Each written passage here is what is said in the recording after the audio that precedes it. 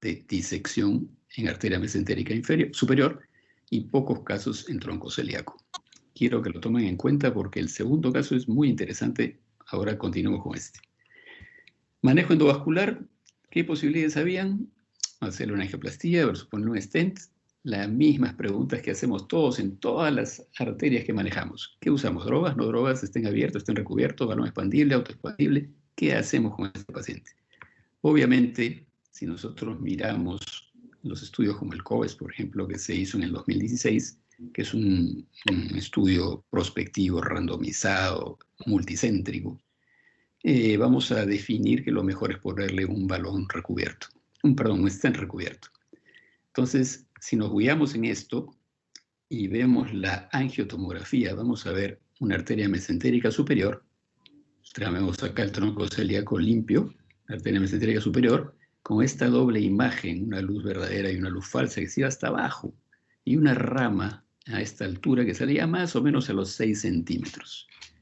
También existe una zonificación para la arteria mesentérica superior, que en realidad la descripción es que en el sitio donde hace la curva, hay que medir horizontalmente 1 centímetro para abajo y verticalmente 1 centímetro para arriba. Y lo que esté entre ese centímetro y la aorta es zona 1, y lo que esté entre el centímetro de la parte vertical hacia distal es la zona 3. Entonces, nuestro generalmente punto de acción está entre la zona 2 y 3 generalmente. Pero ahora vamos a ver que no siempre es así.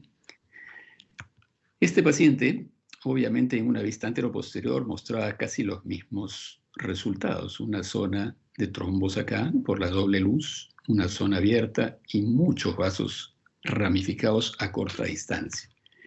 Si nosotros nos fijamos en el planeamiento, vamos a ver que la primera rama salía más o menos a 6 centímetros, que el borde de disección resistía por acá, perdón. Disculpen, se adelantó esto. Y que evidentemente teníamos que tratar toda esta zona, toda esta arteria hasta casi el final. ¿Qué hacer?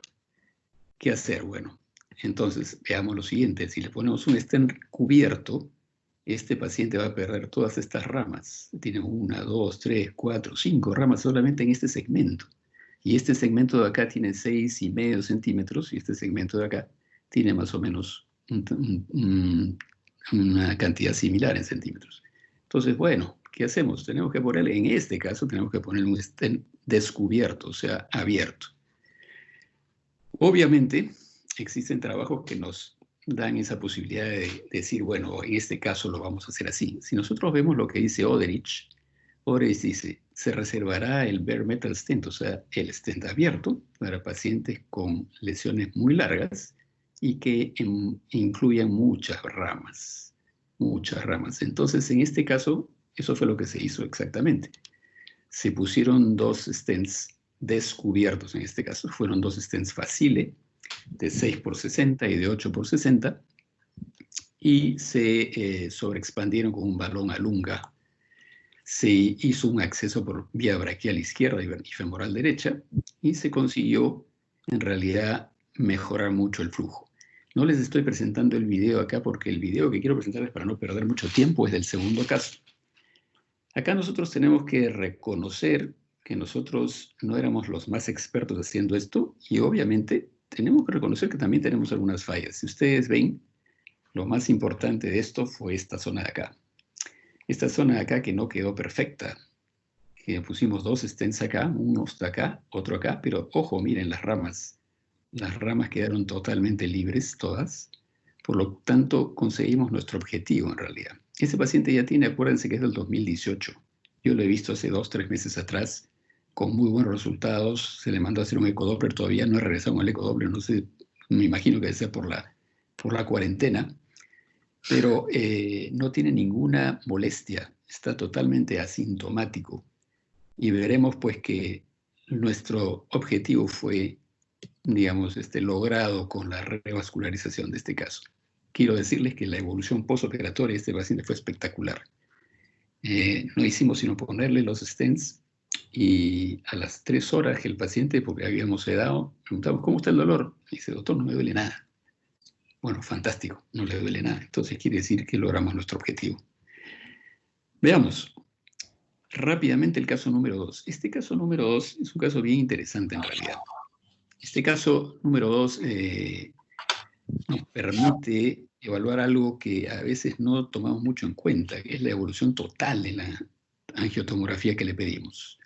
Este es un chico de 36 años, ojo, es 20 años menor que el paciente anterior, 36 años. Hipertenso, sobrepeso, y lo interesante es que tenía 2 stents en la arteria mesentérica colocados 3 años antes en otro centro de salud, que no fue el nuestro, por un cuadro similar. Entonces, este chico ya llamaba la atención.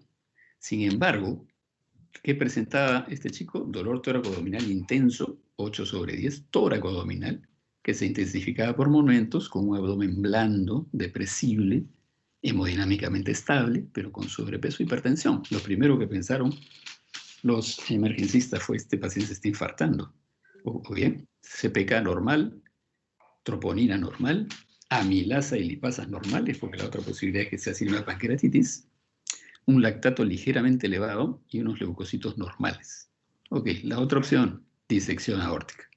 Angiotem nuevamente, el angiotem muestra lo que suponíamos que podía suceder.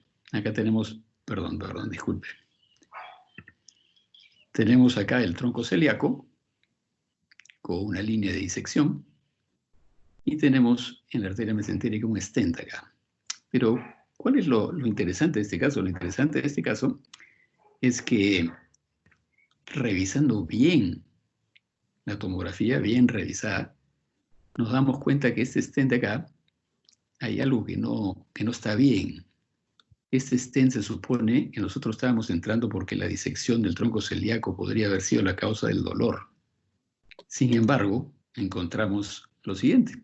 En esta reconstrucción, un rendering que hacemos acá, vemos que acá hay un stent, acá hay otro stent, y acá hay una bolsa de la arteria, que podría ser un aneurisma, un pseudoaneurisma, podría ser un hematoma, podría ser una úlcera que está perforando pre-ruptura y que también se ve acá, ¿no? Entonces, nos llamó la atención porque había una separación entre este stent y entre este stent, con una diferencia de calibre importante. Y otra cosa que nos llamó la atención fue esto de acá. Esto es calcio. Después descubrimos que había un tercer stent ahí. Bueno, sigamos con la presentación. ¿Qué pasó? ¿Qué hacer ahora?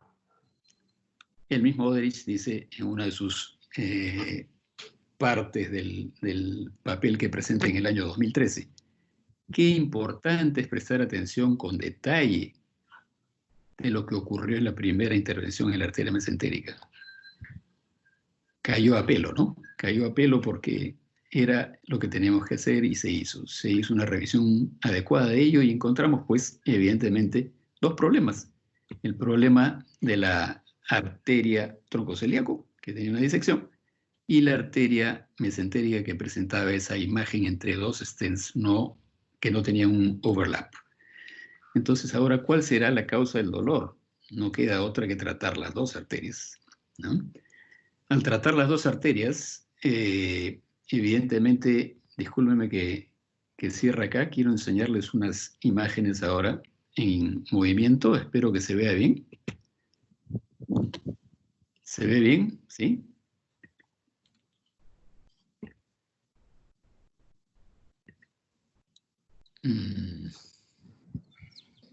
No estamos viendo, Hernán. ¿No se ve la imagen? ¿Estática? No. No. No se ve, no se ve. No está apareciendo. Está el diapositivo nada más. No está apareciendo la imagen en movimiento, caramba, qué lamentable. Pero bueno. No está apareciendo ninguna imagen. A ver, vamos a ver cómo lo podemos hacer acá. Qué lástima que no se vea. Bueno, este era el procedimiento en sí, en el cual encontramos. Perdón que lo interrumpa. ¿Está en la pantalla 1 o en la pantalla 2? Su presentación está en la pantalla 2. Justamente eso es lo que voy a hacer ahorita para ver si lo podemos cambiar, ¿ya?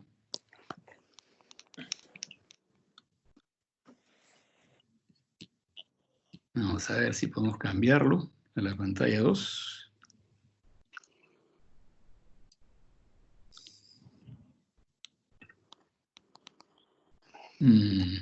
No, bueno. No, creo que no se va a poder. Qué lástima.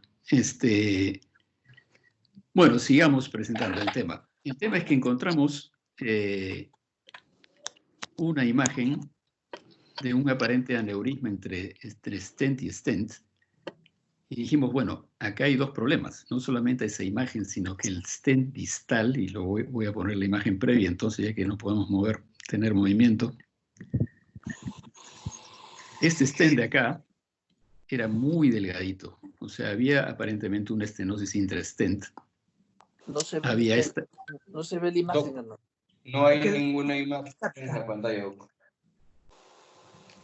A ver. Deje de compartir, Doc, y vuelva a compartir su pantalla.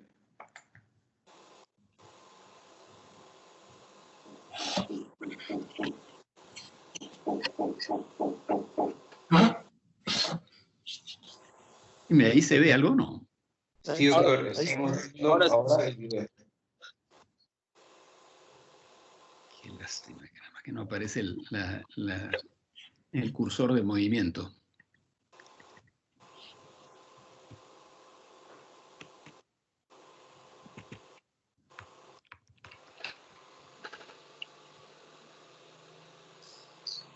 Bueno, ni modo.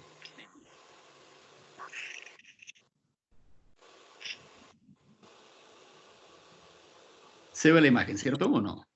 Sí, doctor. Ya, vamos a continuar así nomás porque si no vamos a perder mucho tiempo. Bueno, conseguimos que veíamos que estaba muy adelgazado, que había una lesión acá y que teníamos esta imagen que parecía calcio, pero al final descubrimos que era un tercer stent. Utilizamos, en realidad en este caso sí, dos stents recubiertos, uno de los cuales pusimos en la arteria mesentérica que venía de acá hasta acá y sobredilatamos el stent en esta zona para que coapte un mejor diámetro. Era un stent de 8 por 58 y acá, perdón, de 6 por 58 y acá lo distendimos al máximo como para tratar de mejorar la luz de este stent. Quedó perfecto, en realidad logramos eliminar toda esta zona de pérdida. No sabemos exactamente si realmente era un pseudoaneurisma o era un aneurisma o era una úlcera o una perforación, una disección, no lo sé la verdad. Pero era un accidente sin duda arterial que teníamos que resolver. Quizá, y ahora lamentablemente vamos a tener que verlo después, esta lesión del tronco celíaco, que la corregimos con otro stent recubierto, que medía un poco menos porque del origen de la arteria aorta hasta la primera rama, habían 4 centímetros y medio más o menos acá, porque acá nace una rama. Tuvimos que poner un stent que salía un poquito a la aorta para cubrir esta zona de disección y tratar ambos casos. Ojalá que al final de la proyección podamos lograr y conseguir ver las imágenes en movimiento, porque es muy interesante en realidad. Este es el segundo caso. Vamos a ir avanzando. Repito, pusimos un stent Bentley de 5 por 58 en la arteria mesentérica y uno en el tronco celíaco de 37 por 7. Sobredistendimos con unos balones en la parte más proximal del stent que estaba en la mesentérica. Con eso conseguimos excluir todo, conseguimos dilatar al máximo el stent distal y conseguimos eliminar la disección del tronco celíaco con un paciente que evolucionó bastante bien. ¿Cuál fue nuestro acceso? Ambas femorales en este caso. Solamente una punción y con ambas femorales conseguimos lograr nuestros objetivos. Estos solamente son imágenes estáticas del momento que estábamos poniendo el stent de la arteria mesentérica superior. Lamentablemente no son las más claras, por eso quería mostrarles el video. Seguimiento. Este paciente al mes viene con melena, con cansancio fácil, con palidez y náuseas. Pero viene con una hemorragia digestiva, aparentemente por aspirina. Nosotros solemos sacar a estos pacientes por unos 3 meses con doble antiagregación plaquetaria y atorvastatina. Bueno, este paciente vino con una melena importante que nos obligó a tomarle una nueva angiotomografía. Y por suerte, esta angiotomografía salió con muy buena resolución, arterias mesentérica y tronco celíaco resueltos. No había un problema de obstrucción, ni trombosis, ni nueva disección. Y se trató con una endoscopía el problema de la hemorragia digestiva. El caso número 3 ya es un poquito diferente. Ya los otros 2 eran varones jóvenes, hipertensos, y esta paciente es una paciente mujer, ya de mayor edad, hipertensa también, diabética, accidente cerebrovascular, úlcera duodenal, y que tuvo loco a los médicos internistas porque llega, fíjense la diferencia entre su fecha de ingreso y su fecha de operación, casi una semana, llega por dolor abdominal difuso, malestar general, escalofrío, dolor de cadera izquierda y fiebre. Entonces, obviamente, nadie pensó en que podía tener un problema mesentérico o troncocelíaco. Entonces, se tomaron su tiempo los internistas en estudiar de todo y no le encontraron ninguna causa de molestia abdominal. Tan es así que en un momento pensaron que esta paciente puede ser hasta psiquiátrica porque le hicieron, no se imaginan la cantidad de estudios que le hicieron hasta que llegaron al angiotem. Y en el angiotem, eso sí, la paciente presentaba una proteína C reactiva de 186, leucocituria leve en realidad, que podría ser una bacteriuria asintomática, acuérdense que es diabética, y leucocitos levemente elevados con bastones en 0. Bueno, esta paciente, después de que se llega al angiotem, se encuentra una trombosis parcial de arteria mesentérica superior de más o menos 60%, una arteriosclerosis de aorta abdominal, y no signos que indiquen trastorno de perfusión de asas intestinales por el método de angiotem. Sin embargo, no existía otra causa para, digamos, explicar por qué esta paciente tenía tanto dolor. El angiotem dice eso, lo único que nos queda es tratar de abrir esa arteria. Y vemos acá la imagen que muestra una arteria mesentérica ahí, con una zona enrarecida trombótica y una zona medio calcificada en el origen que se nota rígida, y con ramas saliendo de ahí. Y una rama que nace, pues, o sea, esta rama nace más o menos a 4,5 centímetros de la aorta. Entonces, ¿qué hacer? Ponerle un stent, obviamente. Ponerle un stent, en este caso recubierto, que cubra toda esta zona. Les doy el dato que el estudio COES y los otros estudios de Oderich, etcétera, muestran que los stents recubiertos han dado mucho mejores resultados que los stents abiertos, a excepción de las indicaciones que comenté al inicio. Entonces, se hizo lo siguiente. A esa altura de los 4,5 centímetros se le colocó un stent recubierto de tipo Eventus, el que presentó Juan Carlos al inicio de la charla, y tratando de cubrir toda esta zona entre trombo y placa de calcio que hay acá. Ahí se ve un acercamiento. Usamos este de acá, en este caso un 8x57 en arteria mesentérica superior, y conseguimos una resolución completa del problema. Fíjense cómo hace una cintura el balón acá, que queda un poquito acá y después tuvimos que dilatarla con un balón central. Esta paciente hemodinámicamente fue bastante bien, radiológicamente bastante bien, pero como suele ocurrir muchas veces, seguía con dolor. Siguió con dolor a pesar de que lo que le hicimos, le hicieron una ecografía abdominal post-stents, no había líquido libre, no había signo de sufrimiento parietal intestinal, había un intenso meteorismo intestinal que dificultaba el examen. Y bueno, hallazgos que no tienen nada que ver con lo que estamos presentando. Entonces, la paciente el día 10 de septiembre, después de 4 días de haber salido alta, vuelve a hospitalizarse por el mismo dolor. Se le hacen otra vez todos los estudios, una endoscopía alta y baja, y se encuentra una cicatriz de úlcera duodenal con mucosa bien perfundida. O sea, eso nos dejó muy tranquilos porque veíamos que el problema de isquemia no era el asunto acá. Entonces, ante la duda, ya como se habían asustado los internistas de que habían hecho un previo examen total y tuvieron que llegar al angiotem para definir un diagnóstico, se le volvió a hacer un angiotem y se encontró que había realmente una perfusión completa de la arteria mesentérica superior, como ven acá, llena completamente el vaso, no había evidencias de trombosis y, como digo, el ecodoppler y la endoscopía no mostraban signos de isquemia. Por lo tanto, el tema vascular, desde el punto de vista vascular, estaba resuelto. La rama que queríamos conservar está ahí, y las ramas distales también, por supuesto. Y veamos el caso 4. Este caso fue una frustración para mí. Una frustración porque tenía algunos inconvenientes. Para comenzar, para comenzar era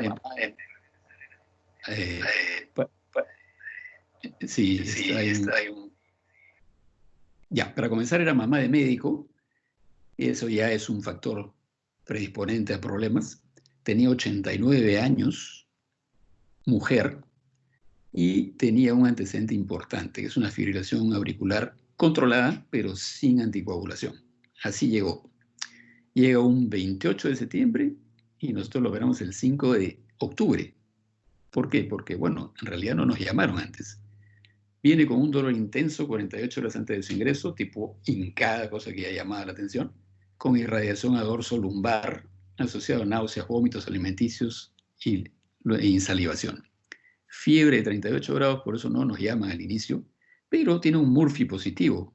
Entonces acuden a cirugía general, quien pide una ecografía y le encuentran una colecistitis aguda. Entonces, ante todo el riesgo de esta paciente de 90 años, con todos estos antecedentes, en la situación que estaba, deciden hacerle una colecistostomía, solamente un drenaje biliar, para luego enfriar el cuadro y poder evaluarla y ver si se le podía operar en un segundo momento. Ok, le hicieron el mismo día que ingresó, le hicieron una colecistostomía con drenaje en sala de operaciones y, como vamos a ver después, acabó en colecistectomía. Pero bueno, llega con esta tomografía además, un derrame pleural bilateral de una señora de 90 años. Todo eso puede ser causa de fiebre, pero en la evaluación angiotomográfica se ve esta imagen de trombo en la arteria mesentérica superior. Dije que el factor de riesgo importante en esta paciente era ser mamá de médico, y la mamá de médico, a pesar de haber otras evidencias que no necesariamente apuntaban a que esa sea la causa del dolor, la hija médico decide que, por favor, le hagamos algún procedimiento de arteria mesentérica superior porque su mamá podía fallecer por una isquemia mesentérica. No le faltaba razón si así hubiese sido el resultado final. Pero nosotros dudamos un poquito, sin embargo, nos vimos forzados a tener que hacerlo ese mismo día que nos pidieron interconsulta, debido al factor de riesgo mamá de médico. Ok, hicimos la tomografía más selectiva, hicimos las medidas del caso y decidimos que queríamos poner un stent recubierto en la zona. Sin embargo, vimos aquí en la tomografía previa que había una cantidad de ramas que salían, lamentablemente acá no se ve muy claro, pero una cantidad de ramas muy cercanas al origen de la arteria mesentérica. Muy, muy cercanas. Entonces teníamos que poner un stent recubierto pequeño y no contábamos con un stent recubierto pequeño. La familia quería que se haga ese mismo día y no podíamos conseguir. Decimos, bueno, hagamos una angioplastía entonces. Y hagamos la angioplastía y veamos qué pasa. Efectivamente, hicimos solamente angioplastía. No le colocamos ningún stent. Pusimos un balón alunga de 3x200 al principio y después uno de 6x60 en solamente la mesentérica, y ya con la idea que posiblemente iba a retrombosar. Estas son las imágenes del intraoperatorio. Fíjense la cintura que hace, la dificultad que fue poder conseguir abrir esta zona, que consiguió abrir, pero le tuvimos que poner atmósferas a ruptura de ese balón, porque no abría. Y el temor de no tener un stent recubierto a la mano por si acaso se rompa, era algo que nos tenía locos. Entonces, decidimos tampoco forzarlo. Una paciente de 90 años que se nos rompa una arteria mesentérica y o le pase algo, iba a ser una catástrofe. Entonces decidimos hacer lo mínimo, logramos dilatar y la paciente mejora sintomáticamente en forma importante. Vemos en esta tomografía de control que a pesar de haber mejorado sintomáticamente, y yo me quedé impresionado porque honestamente no pensé que iba a mejorar, le hacen una tomografía de control y se encuentra todavía que hay trombosis. La trombosis persistía ahí. O sea, en realidad no conseguimos mucho con ella, pero el paciente mejoró, no sé cómo. Creo que fueron los tratamientos antibióticos que le dieron para la colicistitis, porque después de ello acabó en colicistectomía con resolución completa del caso y la paciente sale de alta sin signos de mesenteritis, sin isquemia intestinal al momento del estudio. Nos hubiese gustado que su arteria mesentérica quede así después de la angioplastía, pero lamentablemente eso no se puede. Y el seguimiento solamente regresó pues en enero del año pasado, o sea, prácticamente 4 meses después por una infección urinaria, y ya se le había iniciado el manejo con anticoagulación para esa fibrilación auricular que no la tenía. Es todo lo que quería comentarles en cuanto a la presentación de los casos. Yo creo que son 4 casos totalmente diferentes, 4 casos que son muy interesantes para abrir una discusión. Ojalá que los panelistas se interesen en el tema.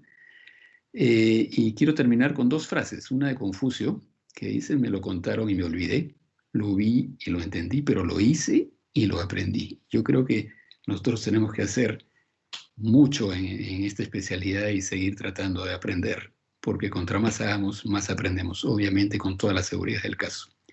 Y esta última frase de Saramago en su libro Ensayo sobre la ceguera, que dice: si antes de cada acción pudiésemos prever todas sus consecuencias y nos pusiésemos a pensar en ellas seriamente, primero en las inmediatas, después en las probables y más tarde en las posibles, luego en las imaginables, no llegaríamos ni siquiera a movernos donde tuvimos el primer pensamiento.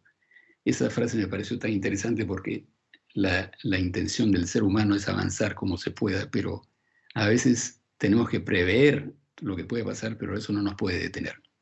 Muchas gracias. Libres para hacer las preguntas que gusten. Muy interesante la presentación. Muchas gracias. Yo creo que ha sido una presentación brillante. Casos bastante interesantes que creo que podrían abrir bastante a la discusión en el auditorio, que veo que hay gente con mucha experiencia acompañándonos. Yo, para ir abriendo un poco la discusión, quería preguntarle al respecto los accesos. ¿Qué accesos considera usted son los más aceptables, los más amigables, los que eventualmente fue usando en cada uno de sus casos y los que recomendaría para los médicos que quieren realizar este tipo de procedimientos? Bueno, en estos 4 casos hemos usado 2 veces accesos femorales y 2 veces una femoral y una braquial. En realidad, claro, eso depende de la angulación de la mesentérica, de la facilidad con que se tiene el acceso al ostium, ¿no? Yo voy a tratar, mientras hacen algunas preguntas, de ver si podemos ver esas imágenes en movimiento que me parecen buenísimas. Lamentablemente creo que la tecnología no alcanzó a mí en este caso, pero voy a tratar de buscarlas mientras hacemos las preguntas porque creo que vale la pena poderlas ver. Y si no, bueno, veremos la manera de ponerlas y colgarlas en un lado para que todos las vean. Pero como digo, los accesos o femoral generalmente se elige bilateral porque en uno hacemos la angiografía y en otro vamos haciendo la canulación de la arteria, ¿no? O femoral más braquial, ¿no? Depende de la angulación de la arteria mesentérica. Básicamente para el implante del stent, era la pregunta, cuando tiene la posibilidad de colocar por la arteria femoral, ¿se dificulta un poco el acceso? ¿Se dificulta un poco el pasaje, el abordaje, el posicionamiento del stent? ¿Qué experiencia ha tenido? Bueno, sí, sin duda por vía femoral, si la angulación es muy, muy aguda, pues el stent puede no navegar adecuadamente en la zona que queremos, especialmente en la entrada, ¿no? En el ostium, que es el problema. Pero el acceso braquial nos libera de ese punto, ¿no? Eso creo que hay que evaluar bien la tomografía, ver qué angulación tiene para acceder, digamos, al mejor punto de ingreso.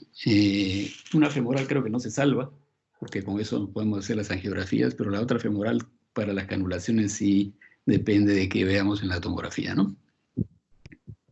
Muchas gracias, doctor. No sé si alguien del auditorio se anima a hacer alguna pregunta. Yo quería hacer una pequeña precisión. Sí, Juan Carlos, adelante.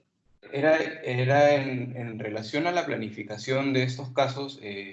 Yo creo que los accesos también dependen mucho de la disposición de la arteria mesentérica y de la facilidad para lograr anular no solo la elección correcta del acceso, sino la elección correcta también de los catéteres y las técnicas que se utilizan para dejar el stent. Muchas veces es complicado introducir o lograr que el stent progrese a través de una lesión, sobre todo si es estenótica.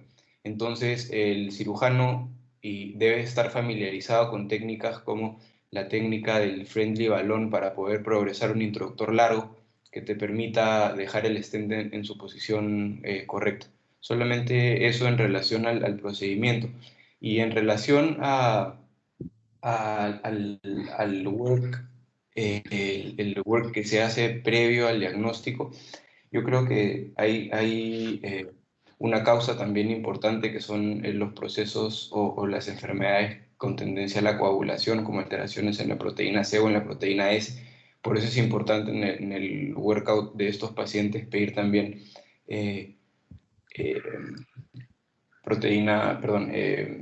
pedir INR, pedir tiempo para hacer tromboblastina activado y estar seguro que el paciente no esté haciendo este cuadro por una enfermedad procoagulante.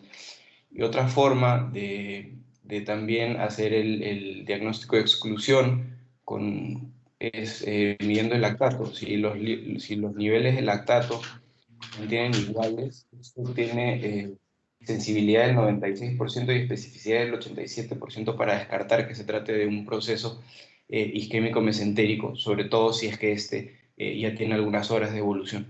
Solamente para precisar esos puntos. Sí, generalmente a los casos se les pide lactato, generalmente siempre, ¿no? Es más, por ahí mencioné alguno que está con 2.6, un poquito elevado. Pero el seguimiento, el lactato nos sirve para seguimiento, no solamente para el ingreso, ¿no? Sino hacerle un seguimiento porque mientras el lactato baje, estamos bastante más tranquilos, ¿no? Pero si el lactato persiste o se sigue elevando, eso sí es de preocuparse un poquito. Yo creo que este tipo de procedimientos son, como decía usted, doctor, de una forma bastante acertada, son los procedimientos más demandantes de técnicas endovasculares transcatéter, ¿no? Y es como un paso previo a poder hacer tratamientos de aorta con ramas, con fenestras o canular vasos viscerales. El riesgo de complicaciones durante este tipo de procedimientos son bastante importantes, así que hay que tener en cuenta. Y en la casuística que nos ha presentado es una casuística muy bonita, con resultados buenos, con cosas que se pensaron muy bien antes de hacerse para tener un resultado favorable. Y lo más importante es que si bien es cierto hay que pensar en las 1000 complicaciones que uno puede tener para tratar de evitarlas, esto no nos puede detener, como lo que usted mencionó en esa última frase que nos comentó, ¿no?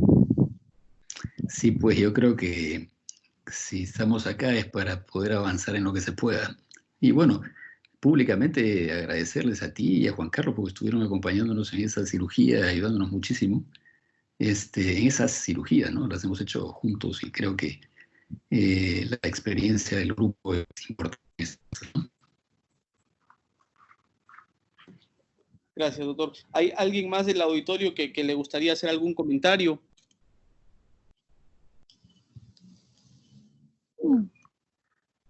Doc, sería bueno que comparta el paper que escribió sobre tratamiento de los vasos viscerales endovasculares. Eso es un paper que creo que a todos les interesaría mucho revisar. Claro, lo estoy preparando para la publicación. Me falta solamente que el doctor Acaponte firme su parte y lo mandamos ya a publicar. Ya estamos más o menos completos. En el auditorio aún está el doctor Mariano Ferreira. No sé si puede comentarnos algo acerca de su experiencia en este tipo de patologías. Hola. Hola, ¿me escuchan? Doctor Ferreira, buenos días. Adelante, por favor. ¿Qué tal? ¿Cómo va? La verdad que estuvo muy interesante los casos. He tenido uno ahora, lamentablemente, hace unos meses atrás, un paciente que también hay que observar bien lo que se hizo en el procedimiento anterior y lamentablemente no pude volver a la luz verdadera y bueno, y se tapó. Fue un paciente complicado, tuvimos que terminar haciendo cirugía abierta, pues no pudimos nunca entrar en la arteria distal y el paciente estaba con isquemia mesentérica. Pero la verdad que quiero felicitar por los casos, fueron muy interesantes. Mi pregunta es, ¿cómo hace el cálculo del tamaño del stent? Y sobre todo en arterias en donde uno empieza desde el tronco y se va hacia distal, o sea, en esos casos en donde el infolding, si uno usa stents, probablemente cubiertos, no creo que use, pero no cubiertos, si tiene alguna predilección por el tamaño, ¿cómo calcula cuál va a ser el tamaño del stent a utilizar?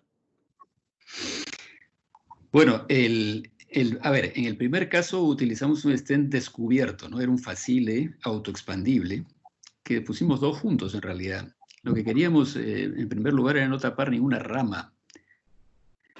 Entonces hicimos un cálculo más o menos con la angiotomografía, cuánto podía medir de largo y de diámetro. Sabemos que la arteria no tiene un mismo diámetro de arriba hacia abajo, en el ostium es bastante mayor. Poniendo un poquito, un número bastante intermedio distalmente y uno mayor en el origen, creo que se resuelve mucho eso. En el segundo caso, por ejemplo, que tuvimos que poner un stent recubierto para cerrar esa zona de accidente vascular entre 2 stents, tuvo que poner un stent que tuvimos que sobredilatar a nivel proximal. ¿Por qué? Porque si no iba a quedar flojo en el stent previo. Entonces lo sobredistendimos y lo llevamos pues a un diámetro bastante mayor. Recordar que, bueno, no sé si lo dije o no, pero el diámetro distal de la arteria mesentérica después del último stent, en ese segundo caso, medía 3,5 milímetros. Entonces era bastante delgado. Entonces ahí hemos puesto un stent, en realidad hemos puesto uno de 5 y lo sobredistendimos a lo más que pudimos para tratar de abrir, porque ese stent, si bien tenía ese diámetro, era porque estaba con estenosis intrastent. Entonces hemos tenido que sobredilatar y la verdad es que el resultado hemodinámico fue bastante bueno. Ninguno de estos casos, hasta el día de hoy por lo menos, fueron hechos en el año 2018. Hasta el día de hoy, ninguno de ellos ha regresado con un problema isquémico mesentérico o similar. Claro, todavía es muy pronto, pero quedó bastante bien, solo que había que hacer esa sobredilatación proximal, ¿no? Y otra pregunta que tengo es, ¿está usando guías 0.14 o está usando guías 0.18? ¿Y se posiciona con un introductor adentro, digamos, en el ostium de la arteria? Sí, qué pena que no se vieron las imágenes en movimiento, porque ahí tenemos siempre un introductor largo que está pegado al ostium y con un catéter que nos permite las angiografías, y usamos guías muy delgadas inicialmente hasta que conseguimos canurarla y después las intercambiamos para poder poner los stents. Pero los stents entonces los avanza con guía 0.35. Perdón, no entendí, ¿cómo? Los stents los avanza con guía 0.35. Sí, porque, por ejemplo, el Eventus necesita un 0.35, por ejemplo, ¿no? Ok. Muchas gracias. Interesante las preguntas y lo que más o menos nos incluye ahí la participación del doctor Ferreira, dado de que a veces la lesión y las características del vaso que vamos a llegar, el target es un poco complejo y entonces hay que utilizar guías 0.14 o 0.18, ¿no? En el mercado, felizmente ya en Perú, tenemos stents cubiertos que van por 0.14 o 0.18 y que tienen los diámetros necesarios para tratar vasos viscerales o esplácnicos y nos dan muchísima mayor facilidad de llegar al vaso y recibir tratamiento. Yo quería preguntar en el auditorio si tienen algún tipo de experiencia con stents cubiertos para el tratamiento de ya no patología obstructiva o trombótica, sino pseudoaneurismas, arterias rotas o algún tipo de alteración vascular que requiera una reparación con cubiertos en este tipo de arterias. Hola Napo, ¿me escuchas? Doctor Aste, ¿cómo está? Sí, adelante. Hola Jafar, ¿cómo estás? Bien, doctor. Felicitarlo por la presentación, casos bonitos. Quedan algunas dudas ahí que me quedan, nosotros tenemos un poco de experiencia en eso. Normalmente nosotros preferimos entrar por el brazo, no entramos por la femoral. ¿Por qué entramos por el brazo? Por la ubicación generalmente que es de la mesentérica y se tiende a entrar, ponemos un introductor de 5 o de 6 dependiendo del stent que vamos a usar.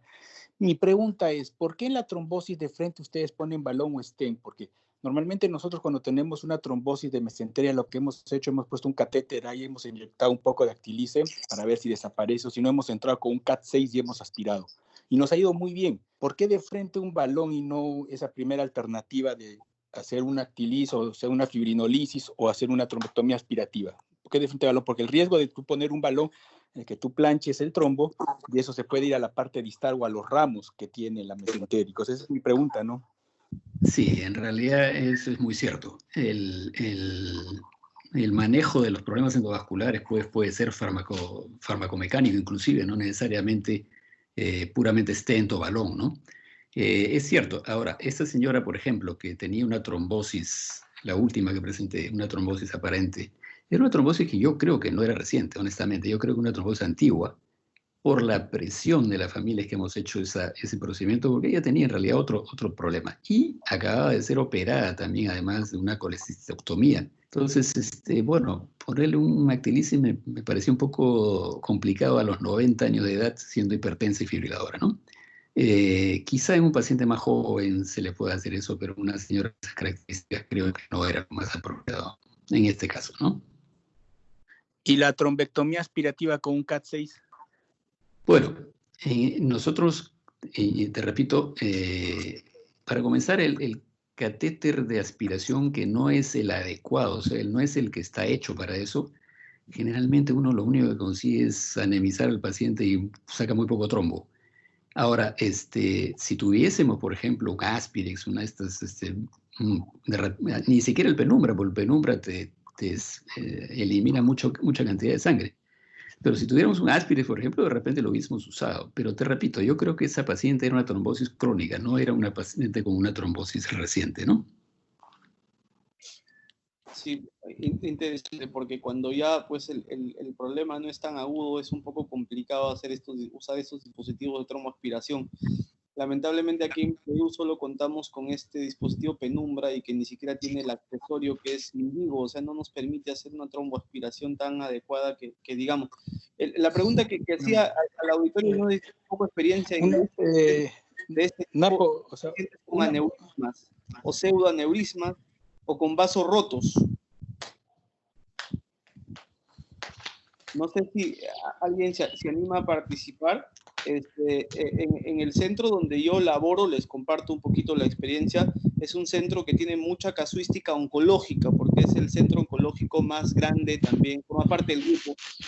Entonces, se hace mucha cirugía de Whipple y hay muchos casos de pancreatitis también, y muchos pacientes hacen aneurismas, pseudoaneurismas de arteria esplénica, de arteria hepática, de arteria, de muchas arterias distales que han debutado con pacientes chocados, pacientes con choque hipovolémico, que a través de tratamientos percutáneos en abdómenes que son prácticamente congelados, donde no se puede hacer nada de forma quirúrgica, hemos logrado posicionar ahí un stent cubierto, a veces con 0.14 cuando está disponible, o a veces con 0.35 cuando no lo está, que es un poco más complejo, pero igual se puede cuando son más proximales las lesiones, y con resultados muy buenos. No sé si en el auditorio hay grupos que hayan tenido esta experiencia.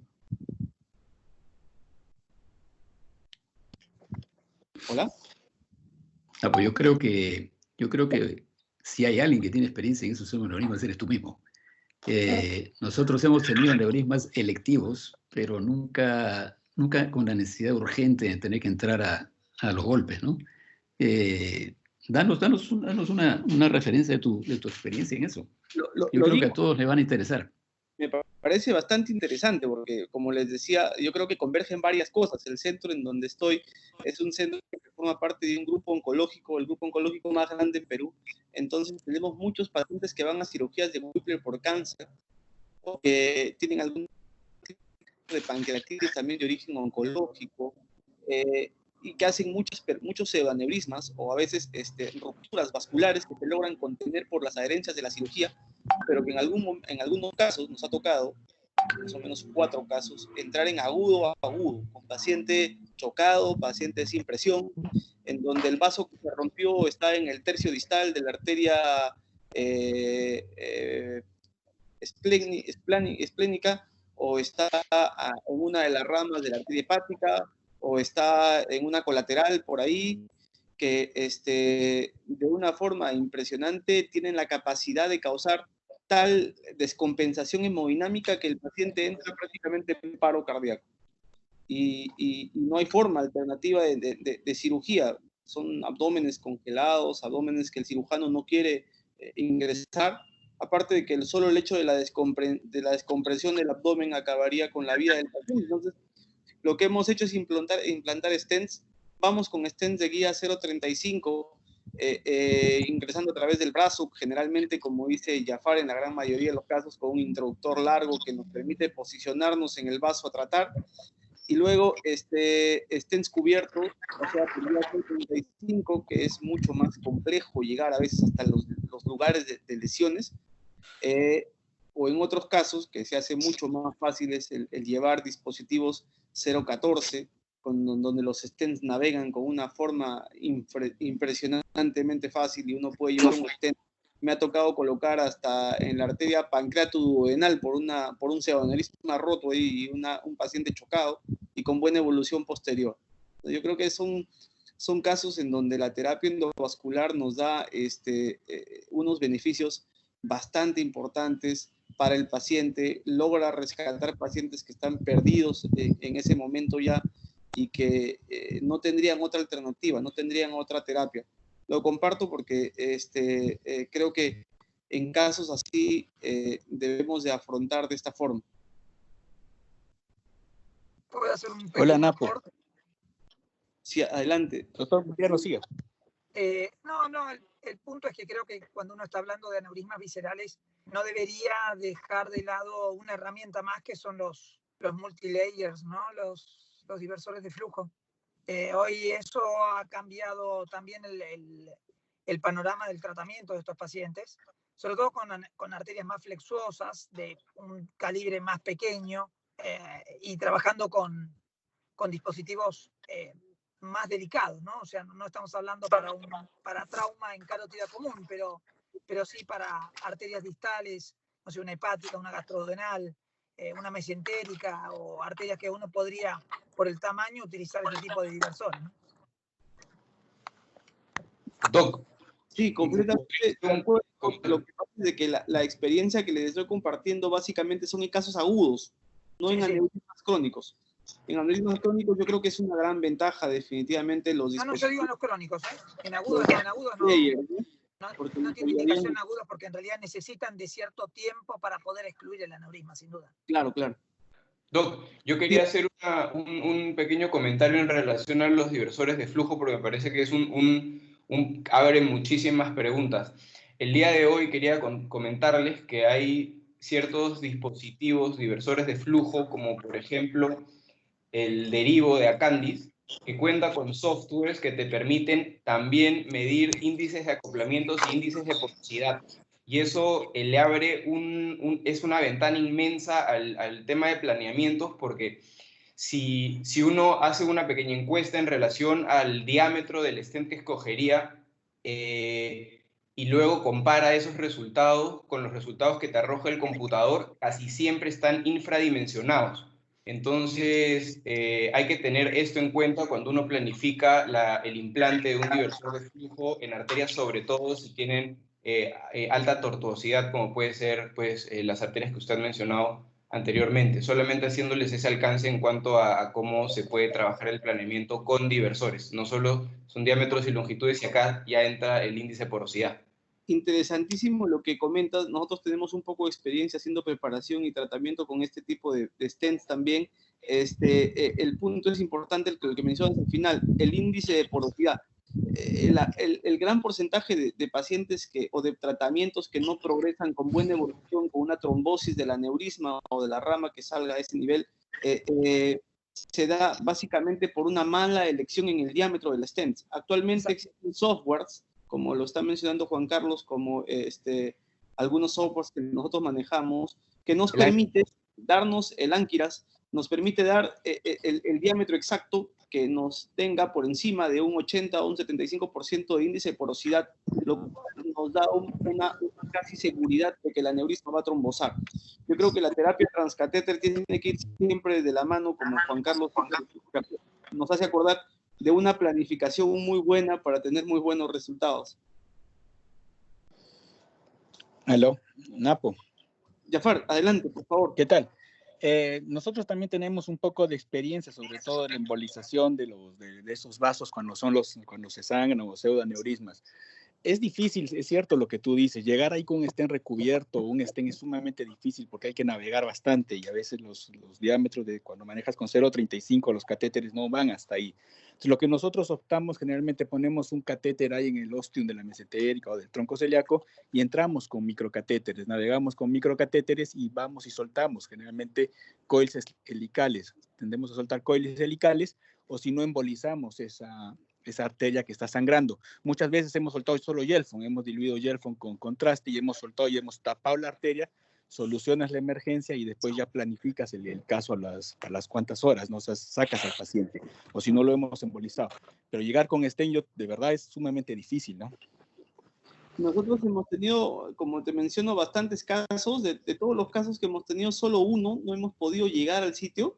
Utilizamos cubiertos ventilicoronarios, con los cuales puedes navegar hasta los vasos bastante distales, como mencionaba. En algún momento hemos puesto en vasos de tercer orden y llegan muy bien sin problema, navegando igual con microcatéteres y microguías. Claro, ahora que se tiene el Bentley, sí, porque no se tenía el Bentley, el de coronario, ese se tiene recién, ¿no? El de que maneja por 0.14, el delgadito, el de coronario, sí. Con eso sí, pero antes que no se tenía era difícil. ¿Cómo llegabas antes con un stent 0.35 ahí? Porque tu Eventus corre por 0.35. Creo que te preguntan, Juan Carlos, ¿por dónde corre tu Eventus? Sí, doctor. El Eventus corre por 0.35 y el Bigraft corre por 0.18 o 0.35 dependiendo del diámetro. Haciendo precisión del Bigraft coronario, es un stent que pasa por 4 French y navega con muchísima facilidad. Solamente hacer un pequeño hincapié, es 100% de acuerdo con que hay que planificar el caso y tener en cuenta también la utilización de microcatéteres. En los casos de arterias pancreatodenales normalmente optamos por un Neuroslider 17 o 21 que tiene una navegabilidad espectacular y las marcas radiopacas que tiene en la región proximal se ven muy bien, que necesitas de marcas que se vean muy bien, son catéteres diseñados para neurointervencionismo. Lo que te permite navegar estos microcatéteres con facilidad, ¿no? Pero sí, definitivamente para vasos, como menciona el doctor Napoleón, muy pequeños, como la pancreatodenal, en los casos que se ha intervenido en el centro donde labora el doctor, que generalmente son pseudoaneurismas post-Whipple o creo que hubo un caso incluso de un divertículo duodenal complicado que hizo un pseudo posterior, se utilizan microguías, microcatéteres y dispositivos de perfiles mucho más bajos como el ventricoronario que mencionó el doctor. Sí. Juanca, buena digamos, el aporte, porque yo creo que el tomar de la mano los dispositivos de neurointervencionismo nos permiten tener mayor capacidad para poder navegar a nivel de los vasos viscerales de segundo o tercer orden, ¿no? Y poder poner o llegar ahí a poner un stent tanto multilayer en casos crónicos como el derivo o poner un stent cubierto en los casos que demandan o casos más agudos, ¿no? Generalmente, como son pacientes ya post-cirugía, la colateralidad de los vasos no es buena, entonces no podemos de primera intención embolizar la arteria porque lleva a complicaciones tal vez más importantes posteriormente, donde siempre tratamos de mantener la permeabilidad del vaso, incluso con el cirujano oncólogo de nuestro lado, para que evitemos de todas formas embolizarlo. Pero bueno, hay más experiencias en el auditorio, por favor, que no se convierta esto en un monólogo. Sí, doctor. Sí, doctor, adelante, por favor. Hola. ¿Aló? Doctor Hidalgo.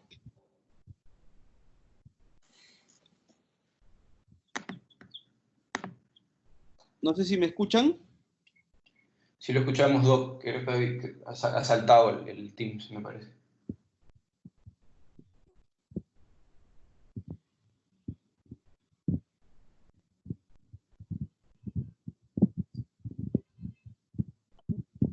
Doctor Aste. Sí, doctor Delgado, dime. No, quería preguntarle un poquito ya, de paso que vamos cerrando las sesiones, es algo importante que decía el doctor Ferreira respecto a los diámetros, ¿no? Es importante manejar los diámetros en los casos en los cuales los vasos son vasos cónicos, como la mesentérica superior. ¿Usted toma más en cuenta el diámetro proximal o el diámetro distal, o le saca un promedio y de acuerdo a eso más o menos coloque el stent? Básicamente cuando vamos a colocar más stents, balones expandibles, porque los stents autoexpandibles como que pueden acomodarse al diámetro del vaso, ¿no? ¿Cómo lo maneja, doctor? Bueno, es exactamente eso del autoexpandible. Uno no tiene grandes dramas, ¿no? Pero cuando es balón expandible, sí. Es más, como repetí para el doctor Ferreira, en el segundo caso había que transformar un stent en 2 diámetros diferentes. Uno que era el distal y otro que era el proximal. Sin duda, bueno, ahí hay que hacer un promedio aproximado entre un lado y el otro, porque la arteria mesentérica, muy aparte de este caso, obviamente los diámetros propios de la arteria no son iguales, pues, ¿no? Tienes una arteria proximal que puede medir más de 1 centímetro, inclusive de diámetro, y una arteria distal que puede estar en 3 milímetros, o sea, y la idea es, pues, colocar un dispositivo que no, primero, que cumpla sus objetivos, en segundo lugar, que no ocluya ramas, y en tercer lugar, que sea navegable, flexible y que no se trombose a los pocos días, ¿no? Esa es la idea. Sí, Hernán, ¿me escuchas? Sí, claro, claro. Sí. Primero, para felicitarte por tu presentación, pero hay algo que me ha emocionado mucho dentro de tu presentación, es el homenaje al doctor Carlos Alcántara. Don Carlos, como lo llamábamos nosotros, es un maestro en toda la extensión de la palabra. Tuve la suerte de conocerlo cuando era alumno de la Facultad de San Fernando y era el profesor en cirugía de tórax. Después de años me reencontré con él en el Rebagliati, donde trabajé con él hasta que él se retiró. Y posteriormente nos fuimos a la clínica San Jorge. Entonces, lo que quería dejar es la calidad del doctor Alcántara. Un maestro. Eso es todo lo que quería decirte acá. Felicitaciones. Sí, muchas gracias, Alberto. Yo sé que has sido, pues, un médico tan querido por todos los del Hospital Rebagliati, donde yo tuve la suerte de estar un tiempo ahí. Pero no dejo de reconocer, pues, que él fue mi jefe por varios años y obviamente me enseñó muchísimo, ¿no? Es un hombre de tanta experiencia que nos enseñó mucho y tuvimos la suerte ahí con Lucho Bracamonte y Oscar Talledo de hacer, pues, los primeros trasplantes cardíacos exitosos en el país, en realidad, ¿no? Ahí en Clínica San Borja. Sí, claro. No podía menos que agradecerle, porque él me enseñó a hacer las arteriografías tan simples que inyectando en una arteria contraste con placas, que era... Hoy día ya casi no se hace eso, pero claro, así se inicia, pues, ¿no? Cuando nos enseñó a hacer la arteriografía translumbar y la arteriografía de carótida, usando la carótida en corriente. Así es. La roca de Seldinger. Tengo Así es. fotos ahí de esa época. Sí, Alberto, muchas gracias. Gracias por tu participación. Y sí me acuerdo de ustedes cuando estuvieron en el Revaliati. Un abrazo, Hernán. Un abrazo, gracias. Muchas gracias, doctor, por su participación. Yo creo que hemos pasado un poco más el tiempo de las preguntas y los aportes. Yo quería agradecer al doctor Aste por su presentación, que nos ha abierto un poco el conocimiento y los horizontes de la terapia transcatéter en vasos literales. Sabemos de su capacidad docente y su capacidad profesional, nos ha dejado sorprendidos, y para los que tenemos el gusto de trabajar con usted, pues hemos aprendido mucho en todo este camino, tal cual usted aprendió de su maestro, que fue un maestro, nosotros aprendemos de usted. Muchas gracias, doctor Aste, y agradezco a todo el auditorio por formar parte de estas discusiones que son bastante entretenidas, que me gustan mucho porque nos permite intercambiar ideas, a veces discrepantes, a veces diferentes, a veces iguales, pero que nos ayudan a tener, digamos, un bagaje mucho más grande de lo que se puede y no se puede hacer, sin errores que tal vez alguno de nosotros ya lo tuvimos, a avanzar. Yo creo que eso es lo mejor, y creo que es lo que tenemos que buscar todos los que nos dedicamos a tratar de ayudar en la salud a los pacientes y a tratar de salvar vidas. Un abrazo fuerte y muchas gracias, doctor. Muchas gracias a todos también. Un abrazo a todos.